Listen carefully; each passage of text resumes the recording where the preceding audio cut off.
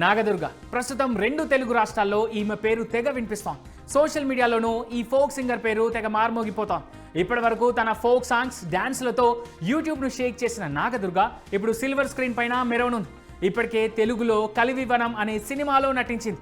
అలాగే తమిళంలో ధనుష్ మేనల్లుడి సరసన లవ్ ఓ లవ్ అనే సినిమా చేస్తోంది. ఇప్పుడు నాగదుర్గ బలగం ఫేమ్ ప్రియదర్శి హీరోగా నటిస్తున్న లేటెస్ట్ సినిమాలో యాక్ట్ చేస్తోంది. ఈ క్రమంలోనే రీసెంట్గా ఓ ఇంటర్వ్యూకి వెళ్ళిన నాగదుర్గ గతంలో తనకు పవన్ సినిమాలో ఛాన్స్ వచ్చినా రిజెక్ట్ చేశానంటూ చెప్పి అందరినీ షాక్ అయ్యేలా చేసింది.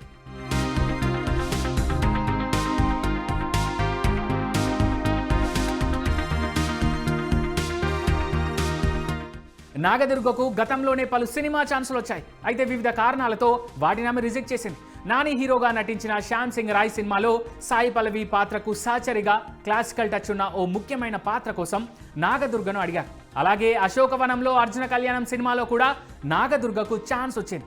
ఈ రెండింటితో పాటే పవన్ కళ్యాణ్, సాయి ధరమ్ తేజ్ కలిసి నటించిన బ్రో సినిమాలో సిస్టర్ క్యారెక్టర్ కోసం కూడా మేకర్స్ నాగదుర్గను సంప్రదించారట.